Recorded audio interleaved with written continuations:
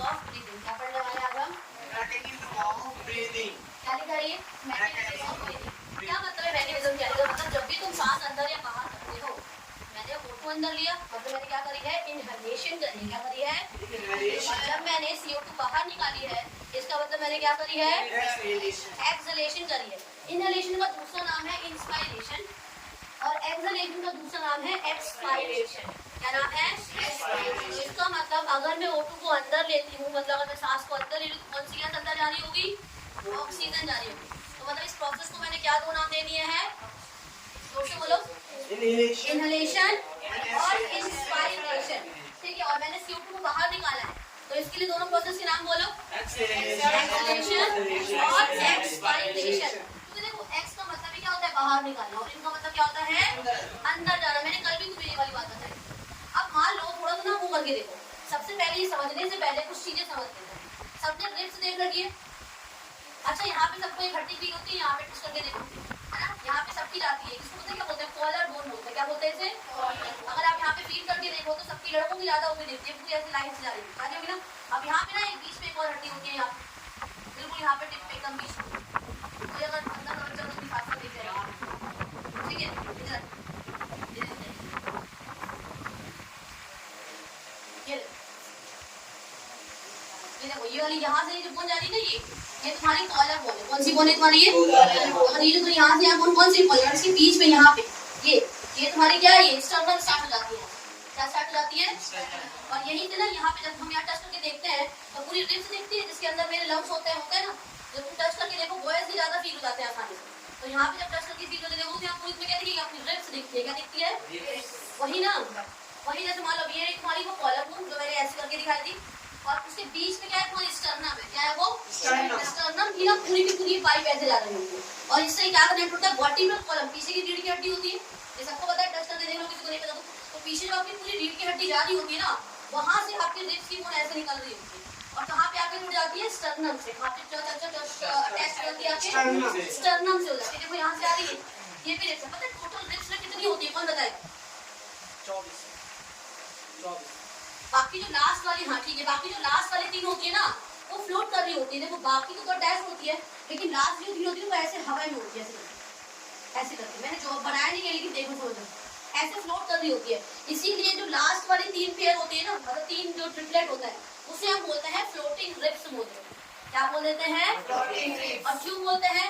क्योंकि ये तीनों रिब्स स्टर्नम से अटैच नहीं होती, इसीलिए मैं इसे क्या बोल देती हूँ? ठीक है। और बाकी सारी रिब्स कहाँ से अटैच होती है? स्टर्नम से अटैच होती है। ठीक है।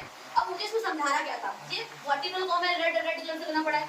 ये आपका स्टर्नम आ गया, ये आपकी क्या है? रिब्स है। और इसी के अंदर क्या होती है? केज मान लो, जैसे गुफा के अंदर एनिमल, जैसे एनिमल्स रहते हैं ना, ऐसे ही हमने लंग्स को प्रोटेक्शन देने के लिए उसको किसके अंदर रखा है? रिब्स के अंदर रखा है। किसके अंदर रखा है?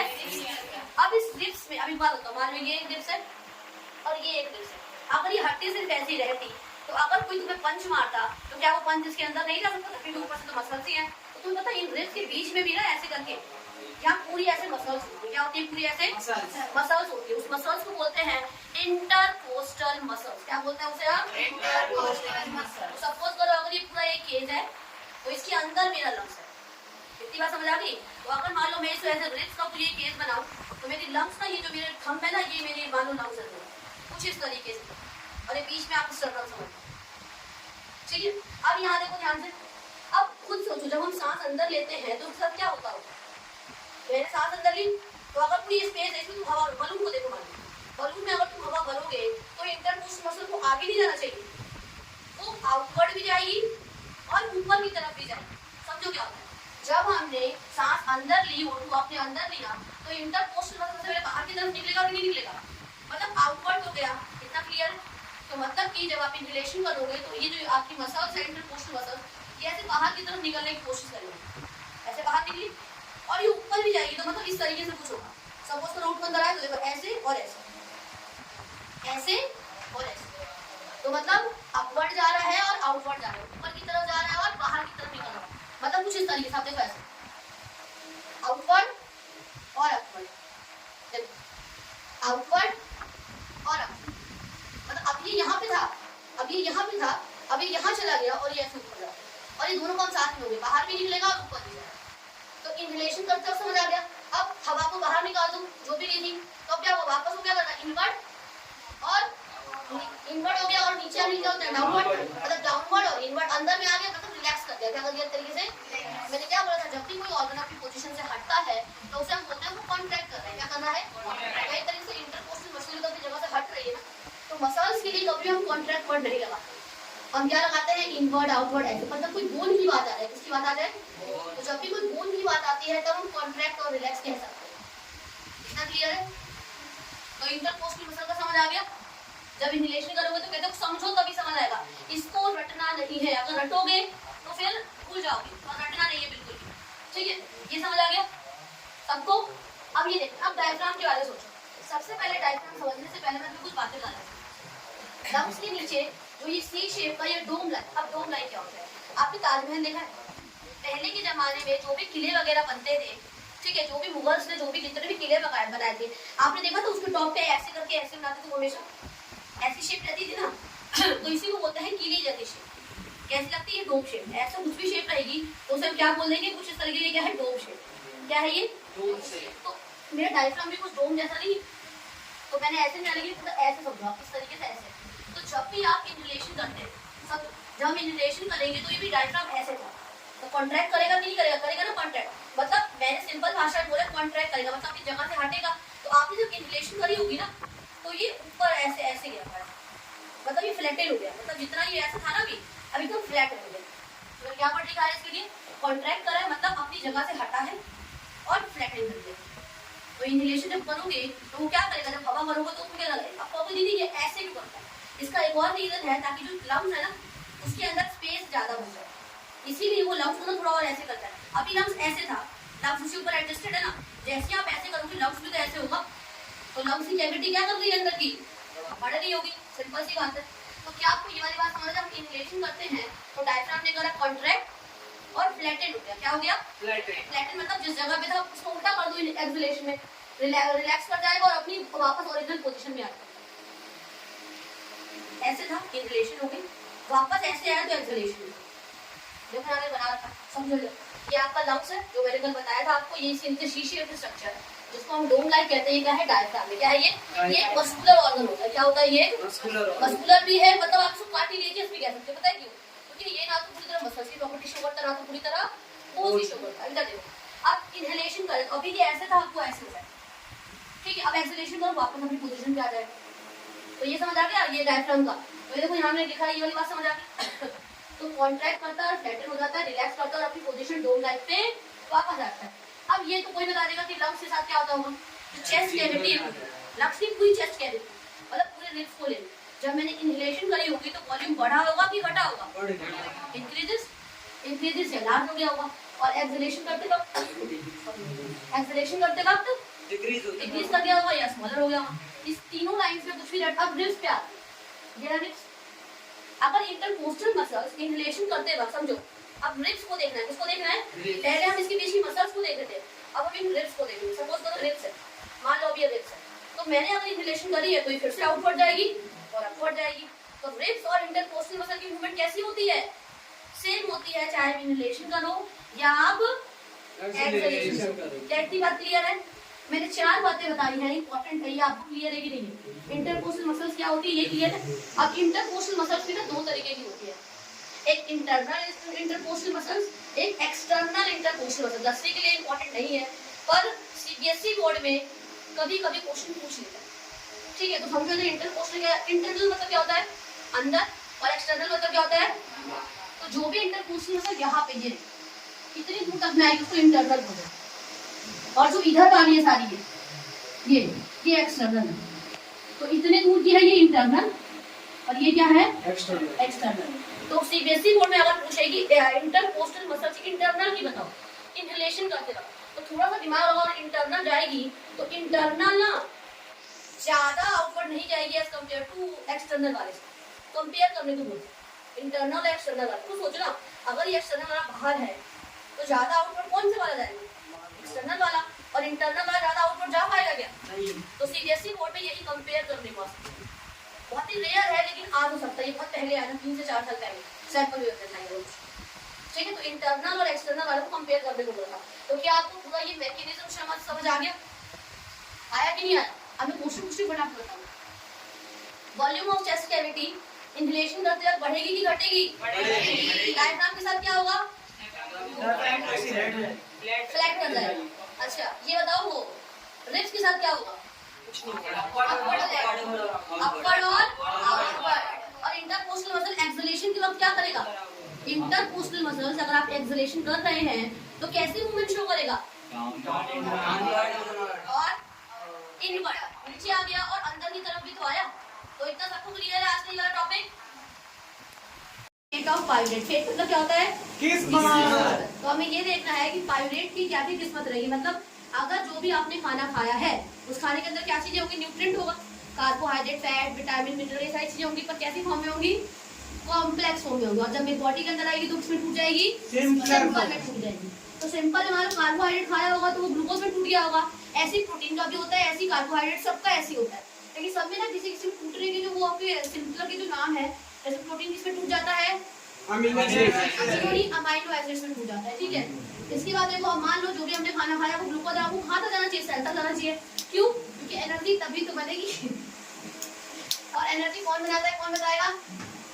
एनर्जी कौन बनाता है? तो जो भी आपने खाना खाया वो खाता गया होगा सेल तक, और सेल के अंदर जाने के बाद एनर्जी कौन बनाएगा? तो अब ना दो तरीके की रेस्पिरेशन कर सकते हैं, या तो एरोबिक कर सकते हैं या फिर एनारोबिक। कब करेंगे? जब हमें ऑक्सीजन मिलेगी। और एनारोबिक कब करेंगे? जब ऑक्सीजन कभी कभी इनकम्प्लीट पूरी ही नहीं मिलती, कभी कभी थोड़ी बहुत मिल रही हो, तो कहते हैं लैक ऑफ या इनकम्प्लीट, बिल्कुल पूरी तरह ऑक्सीजन मिली नहीं। ठीक है, तो समझो लैक मतलब होता है कमी। जब आपको ऑक्सीजन मिलेगी, ये हमारे अंदर, अभी मैं पढ़ा रही हूँ तो मैं एरोबिक रेस्पिरेशन कर रही हूँ, मान लो नॉर्मल, तो मैंने जो भी खाना खाया होगा वो in presence of oxygen glucose में टूटा होगा। तो ग्लूकोज जब मेरे ऑक्सीजन से कंबाइन करेगा तो ये कहाँ जाएगा? सेल के अंदर। और सेल के अंदर भी कहाँ पे रहेगा? साइटोप्लाज्म में रहेगा। एक बात फिक्स कर लो, चाहे एरोबिक रेस्पिरेशन हो चाहे एनारोबिक रेस्पिरेशन, दोनों में आपको पायोरेट मिलेगा ही मिलेगा। क्या मिलेगा दोनों केस में? पायोरेट। और दोनों कहाँ पे होने वाली है? साइटोप्लाज्म में होने वाली है। इसमें ऑक्सीजन मिल जाता है, इसीलिए कंप्लीट ऑक्सीडाइज करके ये एनर्जी बना देता है। क्या बना देता है? एनर्जी बना देता है। इसमें ऑक्सीजन नहीं मिलती, इसीलिए दो अलग अलग तरीके। मान लो अगर इसमें करा तो वो अल्कोहल रहेगा, इसको आगे पढ़ेंगे डिटेल। ठीक है, तो मैंने पहली बात क्या बोली कि जो आपने ग्लूकोज खाना खाया है वो ऑक्सीजन की कांटेक्ट में आएगा और क्या बना लेगा? यहाँ देखो ध्यान से, ग्लूकोज के कितने मॉलिक्यूल है? आपको 6। ग्लूकोज कितने कंपाउंड का मॉलिक्यूल है? 6 का है, 6 कार्बन का मॉलिक्यूल है। तो C6H12O6 इसका फॉर्मूला होता है। फॉर्मूले याद करना बहुत इंपॉर्टेंट है। अगर आप सीबीएसई बोर्ड के स्टूडेंट हो तो फॉर्मूले पे क्वेश्चन आ जाता है कि एक ऐसे एक्स कंपाउंड का नाम बताओ जो 6 मॉलिक्यूल का था, ऐसे करके 6 का था, और फिर क्वेश्चन पेपर एचबीसी में ये चीजें डायरेक्ट आ जाती है। ठीक है, अब इन प्रेजेंस ऑफ ऑक्सीजन किसमें क्या होगा? सेल के अंदर। और सेल में भी कहाँ पे टूटा होगा? साइटोप्लाज्म में। साइटोप्लाज्म क्या होता है? सपोज करो अगर आपका ये सेल है, उसके अंदर एक न्यूक्लियस है, तो ये जो पूरा जो ये है ना, ये आपका साइटोप्लाज्म है। तो अभी जो ग्लूकोज से पायोरेट बना था वो किसके अंदर बना था? साइटोप्लाज्म के अंदर। अब साइटोप्लाज्म में क्या बन गया मेरा? ये 2। अब देखो ये 6 मॉलिक्यूल थे, तो 6 कार्बन के वो थे। अब ये 3 कार्बन, क्या बताओ? 6 और 3 कार्बन कोई बना रहा है तो कितने पायोरेट बनाया होगा? तो भी तो बनाया होगा ना। मतलब एक ग्लूकोज 2 पायोरेट का कंपाउंड बनाता है। इतनी बात क्लियर हो गई? क्योंकि 6 था ना, क्योंकि ग्लूकोज के अंदर कितने कार्बन आ रहे थे? 6। तो अगर वो टूटेगा भी 2 में, तो एक 3 का पायोरेट बनाया है, 3 कार्बन का पायोरेट बनाया है, तो कितने पायोरेट बनाए होंगे उसने? 2 ही तो बनाए होंगे ना। अब इधर देखो, अब क्या होगा? यहाँ पे मैंने बताया था एरोबिक रेस्पिरेशन कंप्लीट ऑक्सीडेशन हो जाता है, या खाना मेरा कंप्लीट ऑक्सीडाइज्ड हो जाएगा। ऑक्सीडाइज का मतलब क्या है? खाने के अंदर ऑक्सीजन ऐड होना, उसको कंप्लीट ब्रेकडाउन करके एनर्जी को बना देना। मैंने पहले पढ़ाया था, मैंने कहा था एरोबिक रेस्पिरेशन बहुत सारी एनर्जी में। देखो कार्बन डाइऑक्साइड जो हम निकालते हैं, वाटर जो मेरे काम आ जाता है कहीं ना कहीं मेरे सेल्स के अंदर, पसीने आते हैं, कोई भी ऐसी चीजें, और एनर्जी बनती है, वो भी कितनी सारी बनती है। तो एरोबिक रेस्पिरेशन क्लियर। आपने खाना खाया, वो ग्लूकोज में टूटा होगा, किसके? ऑक्सीजन की कांटेक्ट में आएगा, तो मैंने एयर ली थी, सेल तक पहुंचा होगा मेरा ऑक्सीजन, फिर सेल के अंदर जाएगा, साइटोप्लाज्म में क्या बनाएगा? सबसे पहले पायोरेट कितने मॉलिक्यूल बनाएगा? 2। अगर कार्बन 6 कार्बन का कंपाउंड है तो ये कितने कार्बन का होगा? 3 कार्बन का कंपाउंड होगा। अभी तक देखो क्या बनाएगा? कार्बन डाइऑक्साइड जो हम एक्सहेल करते हैं, वाटर, और कितनी सारी एनर्जी, बहुत सारी एनर्जी बनेगी। अब एनारोबिक रेस्पिरेशन पे आ रहे, अभी भी ग्लूकोज होगा, ऑक्सीजन की कांटेक्ट, अब ऑक्सीजन होगा कि नहीं होगा? एब्सेंट होगी। हो सकता है पूरी कंप्लीटली गायब हो एकदम, और हो सकता है कमी हो। क्या हो? कमी। तो हमारे केस में ना लैक वाला केस बढ़ता है। कौन सा बढ़ता है? लैक। कमी हो जाती है। कब कमी होती है सब बताऊंगी। लैक मतलब क्या होता है, कमी हो, ठीक है। तो हम इसकी दूसरी किस्मत देख रहे हैं, पाइरूवेट को अगर ऑक्सीजन मिल गया, जिसके अंदर भी मान लो तुम खाना खाया है, मैंने खाया है, ईस्ट भी तो खा सकता है खाना, ईस्ट के लिए खाना वो फ्रूट वगैरह रहेंगे, तो मान लो अगर मैंने खाना खाया तो मैं तो ह्यूमन बीइंग हूँ, मुझे पूरी ऑक्सीजन मिलेगी और मेरे अंदर 38 एटीपी बन जाएगी। लेकिन ईस्ट के अंदर सिर्फ 2 ही एटीपी बनेगी, क्यों? क्योंकि उसको ऑक्सीजन बिल्कुल मिलती ही नहीं है, एक तरीके से समझ लो। अब इधर देखो फिर से वही story, glucose in absence of oxygen कहाँ गया होगा, सेल में, सेल में भी कहाँ पे हुआ होगा और क्या बना होगा, पाइरूवेट। कितने मॉलिक्यूल, और पाइरूवेट कितने कार्बन कंपाउंड है, 3। मैं बता रही हूँ 2 कार्बन है, 3 कार्बन है, 6 कार्बन, ये आपको बिल्कुल आना चाहिए, तो क्वेश्चन आता है इसमें। तो याद रखना, ग्लूकोज 6 कार्बन का कंपाउंड है, पाइरूवेट 3 का है, ठीक है, और 2 बनता है। अब ये देखो अगर यही एनारोबिक रेस्पिरेशन बिल्कुल, जब उसको ऑक्सीजन बिल्कुल ही नहीं मिली, तो ये क्या करेगा, bye the process of fermentation. अब फर्मेंटेशन प्रोसेस क्या होता है, अल्कोहल का बनाना। फर्मेंटेशन प्रोसेस क्या कहलाता है, अल्कोहल का बनाना। By the process of fermentation ये क्या बना लेगा, अल्कोहल बना लेगा। क्या बना लेगा, अल्कोहल। और तुमने देखा है वो ब्रेड वगैरह बहुत सॉफ्ट होते हैं, तो ये फर्मेंटेशन प्रोसेस के द्वारा ही ब्रेड्स वगैरह को बनाया जाता है। अब वो दीदी कैसे, जो अल्कोहल होता है उसको कन्वर्ट कर लिया। अब मान लो जो CO2 होता है ना, CO2 ब्रेड में से ना गैस ऐसे बाहर निकल जाती है, इसीलिए ब्रेड वगैरह कैसे होते हैं, बहुत ही फूल जाते हैं या फिर सॉफ्ट भी रहते हैं, ठीक है। अब देखो क्या क्या बना हुआ ईस्ट में, अल्कोहल, वो भी कौन सा अल्कोहल, इथेनॉल। क्या होगा, अब यहाँ देखो इथ लगा पड़ा है, क्या लगा पड़ा है, मिथ होता तो मतलब 1 कार्बन है, इथ मतलब 2 कार्बन है, प्रॉप मतलब 3 कार्बन, और ब्यूट मतलब 4 कार्बन है।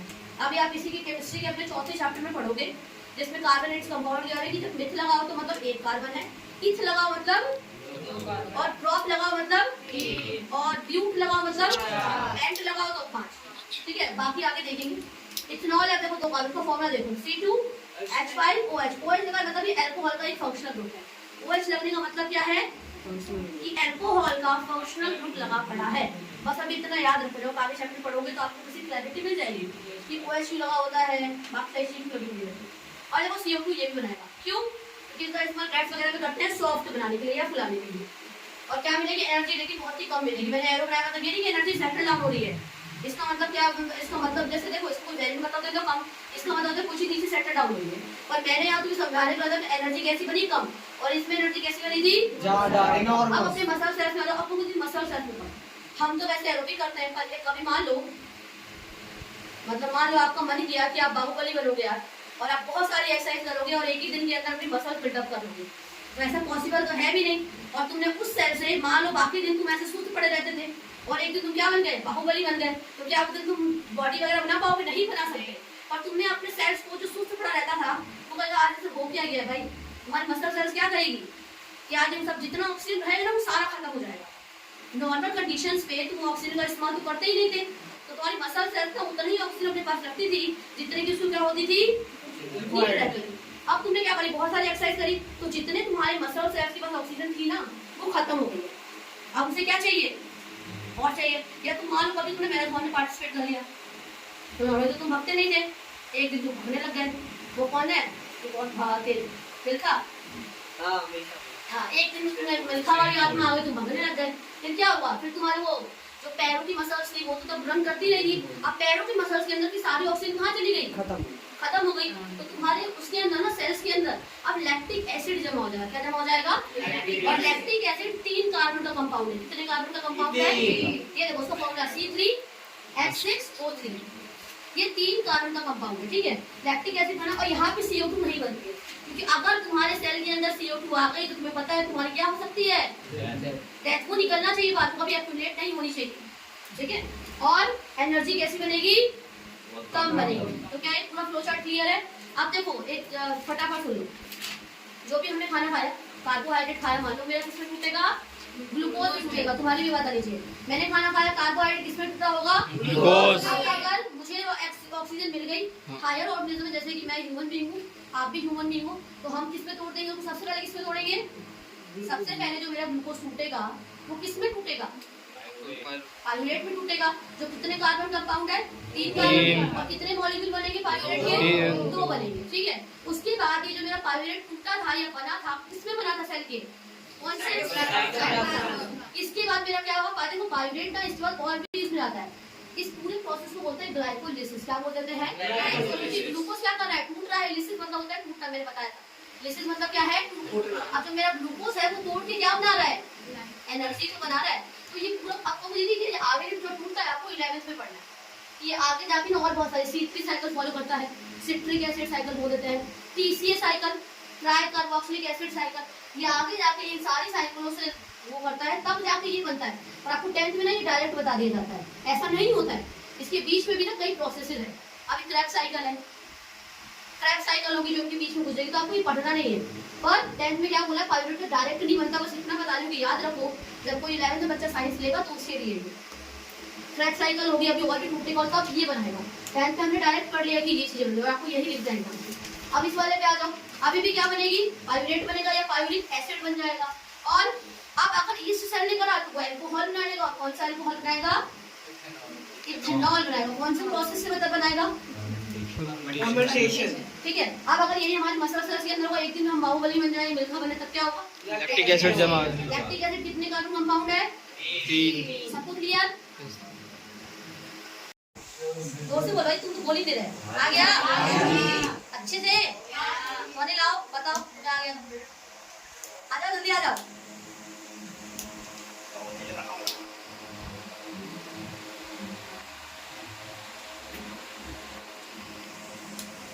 चलो स्टार्ट। अगर आ रहे fate of pyruvate pyruvate acid, इसका मतलब यहाँ पर ये है कि जो पाइरुवेट है और पाइरुवेट है वो रेस्पिरेशन से कैसे बना, एनारोबिक और एरोबिक रेस्पिरेशन कैसे बना। अब हम पढ़ते हैं एरोबिक रेस्पिरेशन, एरोबिक। एरोबिक मतलब वो रेस्पिरेशन जो प्रेजेंस ऑफ ऑक्सीजन में हो, और एनारोबिक होता है जो एब्सेंस ऑफ ऑक्सीजन में हो। अब एरोबिक एक तरीके से होता है, पर एनारोबिक दो तरीके से होता है, एक ईस्ट में और एक मसल्स में। अब बढ़ते हैं एरोबिक रेस्पिरेशन क्या होता है। ग्लूकोज जो होता है, मतलब जो हम खाना खाते हैं और डाइजेशन में जो टूटता है, और जब वो एब्जॉर्प्शन होकर एसिमिलेशन होता है, मतलब जब भी खाना टूटता है और उससे एनर्जी चाहिए होती है ना, तो वो सेल में जाता है। सेल में जाता है तो उससे एनर्जी बनती है। अब वो जो ग्लूकोज होता है वो किसमें, मतलब जो कार्बोहाइड्रेट होता है वो ग्लूकोज में तोड़ता है। अब जब ग्लूकोज टूटता है ना तो उससे एनर्जी मिलती है। अब देखो ग्लूकोज का है ना, उसका फॉर्मूला होता है C6H12O6। वो O2 के प्रेजेंस में टूटा, मतलब ब्रेक डाउन हुआ। वो कहाँ ब्रेक डाउन होगा? सेल के साइटोप्लाज्म में। पहले साइटोप्लाज्म जाएगा, ब्रेक डाउन होगा, पाइरुवेट बनेगा। और यहाँ पे देखो पाइरुवेट है 2, 3 कार्बन के पाइरुवेट है 2 बनते हैं। अब जो पाइरुवेट है फिर वो माइटोकॉन्ड्रिया में जाएगा। माइटोकॉन्ड्रिया में क्या होगा? वो टूटेगा। कहाँ पर? ऑक्सीडेशन ऑफ ग्लूकोज होगा ना। ऑक्सीडेशन मतलब जब ग्लूकोज ऑक्सीजन के लाइन में टूटेगा तो उसको ऑक्सीडेशन ऑफ ग्लूकोज बोलते हैं। अब जो एंड प्रोडक्ट है ना, मतलब जो रिएक्टेंट था वो ग्लूकोज था C6H12O6, और जो ऑक्सीजन था रिएक्टेंट, अब वो टूटेगा। किसमें टूटेगा? CO2 H2O energy. CO2 मतलब कार्बन डाइऑक्साइड, H2O मतलब वाटर, एनर्जी। एनर्जी इनॉर्मस मतलब बहुत ज्यादा एनर्जी निकलेगी। मतलब इससे हम ये कह सकते हैं कि हमारा काम हो सके, इसलिए एनर्जी निकलती है। अब एनारोबिक रेस्पिरेशन क्या होता है? इसमें होता है जो ग्लूकोज होता है C6H12O6, वो टूटता है किस, वो बिना ऑक्सीजन के प्रेजेंस में टूटता है। मतलब इस एनारोबिक इस रेस्पिरेशन में ऐसा होता है ना, इसमें ऑक्सीजन मिल नहीं पाती है, लैक ऑफ ऑक्सीजन हो जाता है, जिससे इसको अलग नाम बोलते हैं एनारोबिक रेस्पिरेशन। लैक रहती है और फिर मिलती नहीं है ना। और वो एब्सेंस ऑफ ऑक्सीजन में टूटेगा, सेल में टूटेगा। अब जो यहाँ तक का प्रोसेस है ना, वो दोनों रेस्पिरेशन में होगा, दोनों प्रोसेस में होगा। पर इसमें अलग हो जाएगा यहाँ से कि 2 पाइरुवेट में टूटता है 3 कार्बन में, है ना। अब वो ईस्ट है, अब वो दो चीज में कैसे टूटेगी? एक ईस्ट में टूटेगी, एक मसल में। नहीं, डिपेंड करता है कि ईस्ट रेस्पिरेशन करिए या हमारे मसल रेस्पिरेशन, ठीक है। मसल रेस्पिरेशन कर रही है कि ईस्ट। अब ईस्ट में क्या होता है ना, देखो ईस्ट में एक ऑर्गेनिज्म है जो यूनिसेलुलर है, वो उसको वो एनारोबिक रेस्पिरेशन परफॉर्म करता है, जिससे फर्मेंटेशन होता है। फर्मेंटेशन मतलब शुगर का अल्कोहल बदलना, है ना। Conversion of sugar into alcohol is known as fermentation. अब इसमें जो एंड प्रोडक्ट बना वो क्या होते हैं? अल्कोहल। अल्कोहल का कौन सा टाइप? इथेनॉल। इथेनॉल का कौन सा फॉर्मूला? C2H5OH और CO2 प्लस एनर्जी। अब यहीं पे जब हम मसल सेल्स जब हम ज़्यादा काम करते हैं, अपने वो कैपेबिलिटी से ज़्यादा काम करते हैं, या फिर जब हम एक्सरसाइज करते हैं, भागते हैं, दौड़ते हैं, वॉलीबॉल खेलते हैं, क्रिकेट खेलते हैं, ये सब करते हैं, है ना। तो उससे मसल सेल्स ना बहुत टायर्ड हो जाती है, उससे निकलता है लैक्टिक एसिड। अब वो हो जाता है, एक्यूमुलेट हो जाता है। अब क्यों हो जाता है एक्यूमुलेट लैक्टिक एसिड? क्योंकि वो सारा क्या हो गया? इस्तेमाल हो गया भाई। है ना। अब ये जो C3H6O3 दिख रहा है ना आपको, वो पायरुवेट का फॉर्मूला है। समझ में आ रहा है आपको? पायरुवेट आपको आ रहा है, आपको आ रहा है, आपको आ रहा है, आपको आ रहा है, सबको आ रहा है। पायरुवेट का फॉर्मूला है ये है पायरुवेट का फॉर्मूला। Lactic acid. ये दो सही हुआ। लैक्टिक एसिड यहाँ पे ना पायरुवेट वाले में ये चीज 5 बन जाती है, बताती जरूर सकूँ। और ये हमारा सिर्फ लैक्टिक एसिड का फॉर्मूला है। अरे तो ये गलत हो गया, मैं तो जवाब फिसलगी। जवाब ही C3H6O3 इसका फॉर्मूला लैक्टिक एसिड फॉर्मूला। अब लैक्टिक एसिड क्या निकलता है? एनर्जी। एनर्जी निकलती है, ज्यादा एनर्जी निकलती है, कितनी ATP बनती है इसमें? इसमें 2 ATP बनती है। इसमें? इसमें 2 बनती है। इसमें? 38। हाँ, सबसे इम्पोर्टेंट बात, इसमें जो एनर्जी बनती है वो 38 ATP बनती है। और ये जो पूरा ऑक्सीडेशन ऑफ ग्लूकोज और जो एनर्जी बन रही है ना, उसको क्या बोलते हैं? ग्लाइकोलाइसिस प्रोसेस बोलते हैं, है ना। अब इसमें 2 ATP बनती है, इसमें एनर्जी बनती है, इसमें CO2 भी नहीं बनती है। इसमें CO2 इसलिए नहीं बनती है क्योंकि जो हमारे मसल्स के अंदर जो CO2 रिलीज होती है वो ज़्यादा इसलिए नहीं बनती है क्योंकि अगर वो ज़्यादा बन जाएगी तो जो हमारे RBC हैं उसके उसमें हेमोग्लोबिन होता है, उसकी ज़्यादा एफिशिएंसी किसको होती है? CO2 को ले लेंगी। अब वो CO2 को ले लेगा, अब सांस नहीं ले पाओगे, ऐसे ही खत्म हो जाएगा। तो हम टॉपिक यहीं पे खत्म करते हैं। एनर्जी दैट हो सकती है